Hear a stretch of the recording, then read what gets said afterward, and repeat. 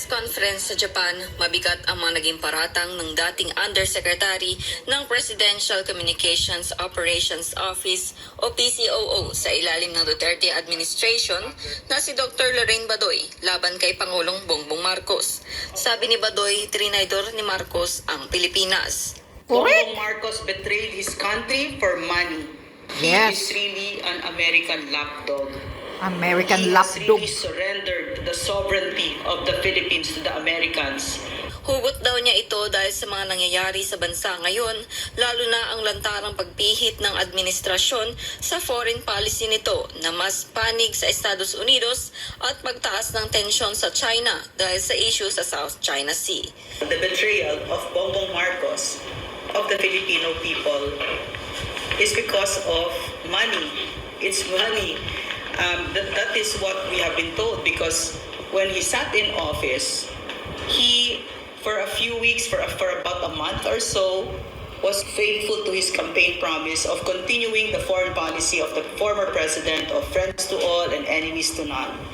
But he went on a trip to the US, and as soon as he came back, that was when he flip-flopped.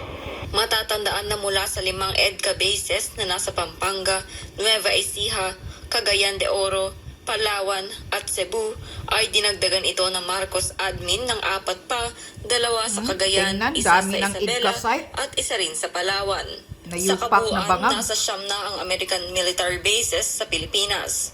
Naging mainit ang usaping ito dahil bagamat iginiit ng Marcos administration na ito'y para sa humanitarian aid at disaster relief efforts, kapansin-pansin ang lokasyon ng EDCA bases na hindi naman lugar na laging dinadaanan ng kalamidad, bagkus ayon sa ilang analysts ay maaaring paghahanda ito sa giyera sa Taiwan.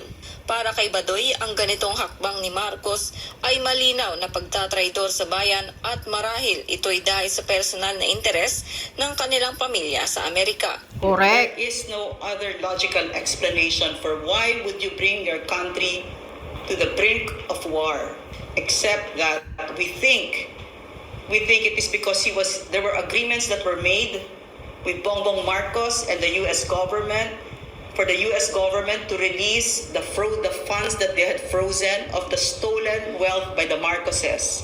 Pinuna na rin ni Badoy ang pag-imbita ni Marcos kay Ukrainian President Volodymyr Zelensky sa bansa kamakailan. Making it very clear that Bongbong Marcos and the Philippines is clearly aligned with the US. He didn't have to do that. He didn't have to invite Zelensky to our country, but he did. Now making it very clear. Now, instead of staying neutral, Ang Ukraine, na nasa gitna pa rin ng giyera sa Russia, ay kilalang bansa na kaalyado rin ng Estados Unidos. Lapdog din ng Americans patuloy ang Ukraine. panawagan ng publiko ng pagpapatupad ng independent foreign policy, ang polisiya na hindi pumapanig sa alimang bansa, kundi sa interes lang ng Pilipinas.